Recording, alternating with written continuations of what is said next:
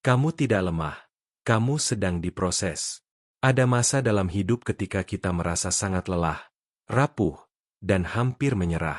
Kita mulai berpikir bahwa kita lemah, gagal, dan tidak cukup kuat menghadapi tekanan hidup. Padahal seringkali, kondisi itu bukan tanda kelemahan, melainkan tanda bahwa Tuhan sedang memproses hidup kita. Proses Tuhan memang tidak nyaman, tetapi selalu bermakna dan penuh tujuan. Alkitab menunjukkan bahwa Tuhan tidak membentuk iman melalui jalan yang instan. Justru melalui proses panjang, iman dimurnikan dan karakter dibentuk. Yakobus 1 ayat 2-4 berkata, "Saudara-saudaraku, anggaplah sebagai suatu kebahagiaan, apabila kamu jatuh ke dalam berbagai-bagai pencobaan, sebab kamu tahu, bahwa ujian terhadap imanmu itu menghasilkan ketekunan. Dan biarkanlah ketekunan itu memperoleh buah yang matang, supaya kamu menjadi sempurna dan utuh dan tak kekurangan suatu apapun." Firman ini menegaskan bahwa ujian bukan untuk menghancurkan, melainkan untuk mematangkan. Seringkali kita menilai diri kita lemah karena melihat hasil yang belum jadi. Namun Tuhan melihat proses yang sedang berlangsung. Pengkhotbah 3 ayat 11 berkata, "Ia membuat segala sesuatu indah pada waktunya, bahkan Ia memberikan kekekalan dalam hati mereka." Tetapi manusia tidak dapat menyelami pekerjaan yang dilakukan Allah dari awal sampai akhir. Apa yang hari ini terasa berat dan membingungkan, sesungguhnya sedang diarahkan Tuhan menuju keindahan yang belum kita lihat.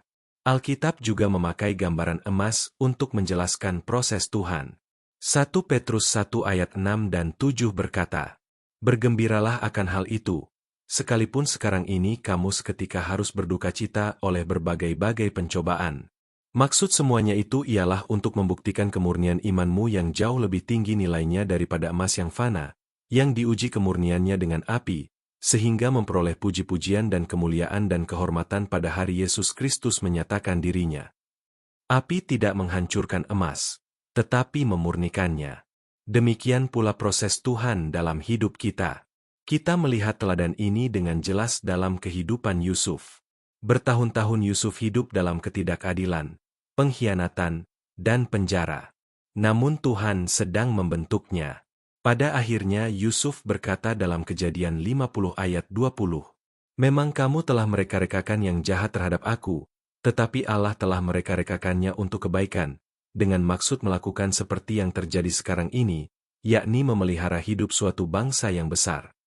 Apa yang tampak seperti kehancuran ternyata adalah proses Tuhan untuk tujuan yang lebih besar. Rasul Paulus pun mengakui bahwa kelemahan justru menjadi tempat nyata bagi kuasa Tuhan. 2 Korintus 12 ayat 9 berkata, "Tetapi jawab Tuhan kepadaku, cukuplah kasih karuniaku bagimu, sebab justru dalam kelemahanlah kuasaku menjadi sempurna.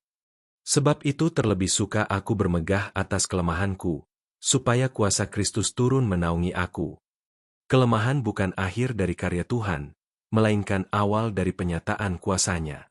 Ketika kita berada dalam proses, seringkali kita ingin cepat keluar. Namun firman Tuhan memanggil kita untuk bertahan dan percaya.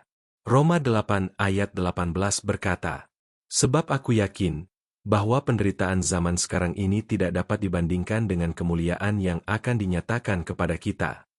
Proses memang menyakitkan, tetapi hasilnya kekal dan penuh kemuliaan. Renungan ini mengingatkan kita bahwa kamu tidak lemah hanya karena kamu lelah. Kamu tidak gagal hanya karena kamu sedang diuji. Jika hari ini terasa berat, itu mungkin karena Tuhan sedang membentuk iman, karakter, dan ketekunanmu. Jangan menyerah di tengah proses, karena Tuhan belum selesai bekerja dalam hidupmu. Mari berdoa.